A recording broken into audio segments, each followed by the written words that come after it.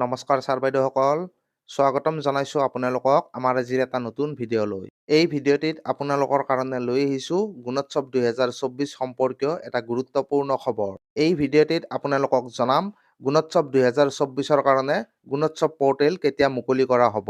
ইতিমধ্যে আপোনালোকে গম পাইছে যে এইবাৰ গুণোৎসৱ 2024ত বিদ্যালয় মূল্যায়ন অৰ্থাৎ বিদ্যালয়ৰ স্কুল ইভালুৱেশ্যন পাৰ্টখিনি বিদ্যালয়সমূহে অনলাইন গুণোৎসৱ পৰ্টেলত আপলোড কৰিব লাগিব।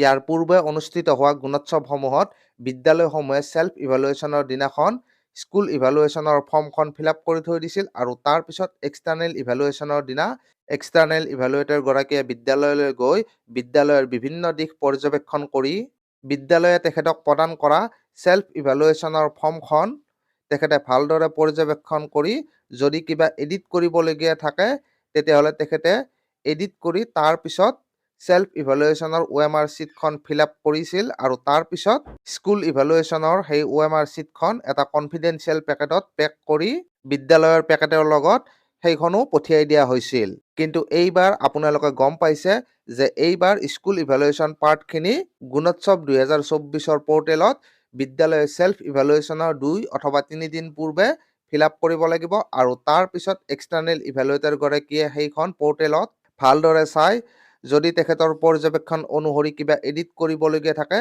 তো তাৰ পিছত তেখেতে এডিট কৰি সেইখন গুণোৎসৱ পৰ্টেলত ছাবমিট কৰিব আৰু তাৰ কাৰণে শিক্ষা বিভাগৰ ফালৰ পৰা গুণোৎসৱ 2024ৰ বাবে গুণোৎসৱৰ এটা নতুন পৰ্টেল মুকলি কৰাৰ কথা ইতিমধ্যে আমি প্ৰত্যেকেই গম পাইছোঁ আৰু এতিয়া হয়তো আমাৰ মনত প্ৰশ্ন উঠিব পাৰে যে কেতিয়ালৈকে সেই গুণোৎসৱৰ পৰ্টেল মুকলি কৰা হ'ব।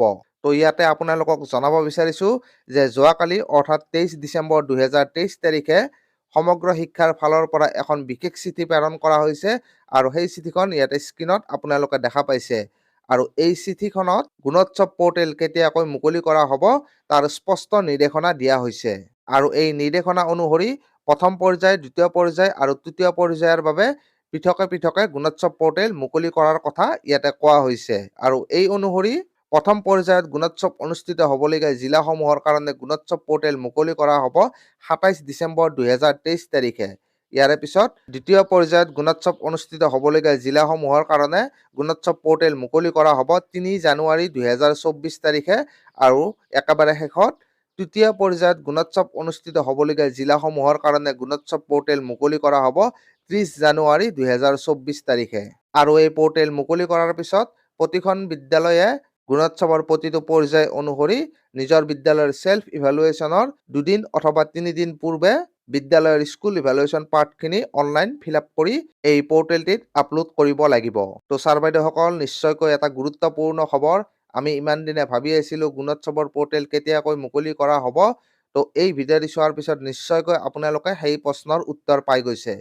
তো আজিৰ ভিডিঅ'টিত আপোনালোকৰ কাৰণে এই খবৰটোৱেই লৈ আহিলোঁ। ভিডিঅ'টি ভাল লাগিলে লাইক কৰি দিব আৰু প্ৰতিজন শিক্ষাগুৰুৱে গম পোৱাকৈ এই ভিডিঅ'টি শ্বেয়াৰ কৰি দিব। ধন্যবাদ।